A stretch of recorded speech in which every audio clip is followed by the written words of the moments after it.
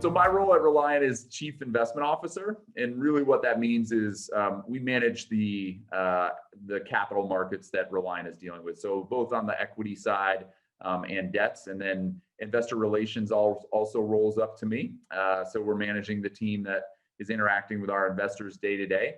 And then finally, I'm part of our investment committee, and in our investment committee is where we're bringing deals to the table and understanding from an acquisition side of things, are these deals that we want to acquire as part of the portfolio for Reliant.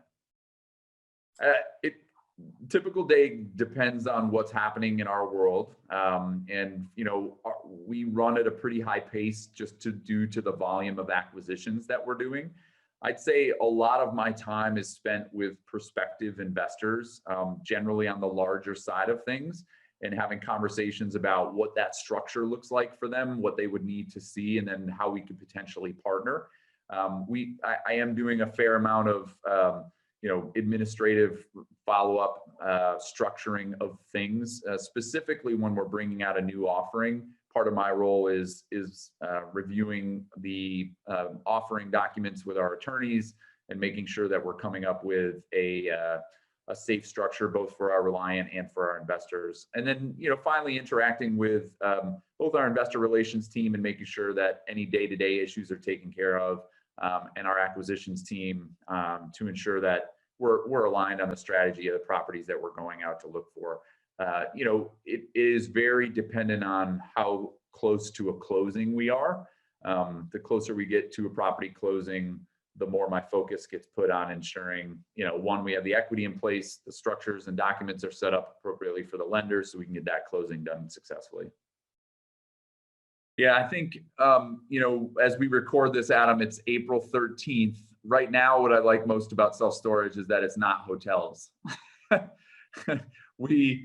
Coming through COVID, we've had this second round of really a recession resiliency that was proved out in 2007, 8, and 9. But again, even though a completely different economic correction, storage has performed fantastically well over the last 12 months. And so, I think what stands out to me the most is the two things. And I know we talked about the three reasons of self-storage, but the recession resiliency and what happens during a recession that allows self-storage to thrive is fantastic, right? And then secondly, the opportunity and the consolidation side to really roll up a portfolio to potential institutional exit or a larger roll up into a REIT or something along those lines. There's a tremendous runway within the asset class.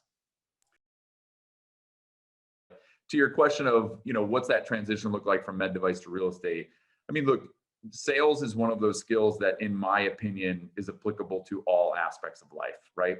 When you're used to getting on the phone and finding what you need, it's super applicable when you're out hustling for deals, right? Because I would never wait for anything, right? I mean, if I wanted something, I knew, all right, well, I'm going to go find out these people who can do it. I'm going to harass them until I can get one of them to do it for me. So I think having the general skill set of sales can help smooth the wheels in almost all aspects of life. And real estate is no different. I mean, the thing with real estate that always made sense to me is it's black and white and it's numbers, right? So to build a financial model for a Da Vinci robot and sell it to a hospital, it's a $2 million capital acquisition. Or to buy, a commercial multifamily property or commercial self-storage property, it's essentially the same. We're just the assumptions in the model are a little bit different. One's based on procedures and, payment codes for those procedures and how do we generate an ROI. And on the real estate side, it's generally the same thing. It's how do you produce an ROI either for yourself or for an investor if you're starting to syndicate those deals. So there are a lot of skill sets that overlap, but generally I would say, the ability to be comfortable in front of people, asking questions, getting on the phone and asking is something that a lot of people struggle with, especially initially. I have a lot of people ask, hey, how do you get started in real estate? And, a lot of times people hope that this just magically comes to you, and it doesn't, especially if you want to operate at scale. For me, it's waking up early. And I know this is something that a lot of people talk about. For me, if I start my day working out, that's a good day for me. So if I can start my day sweating, and, come into the office with a clear mind. For me, that's my meditation. I've tried meditating, and to be fair, I probably haven't given it enough time, but I don't feel the same that I do when I have some sort of fitness involved in my life. So for me, it's eating well and fitness. I generally have a sort of malaise when those things aren't happening. And, I've been very fortunate that my wife owned a gym and she's a vegetarian. So the food that we have at our house, I can do it pretty easily. And I know that's not the case for everybody. But the other thing that I would say, and this is, not just for work, but everything, is I'm super curious.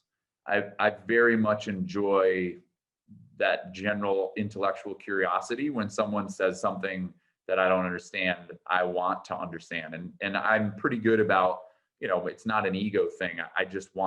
I want to know what you know.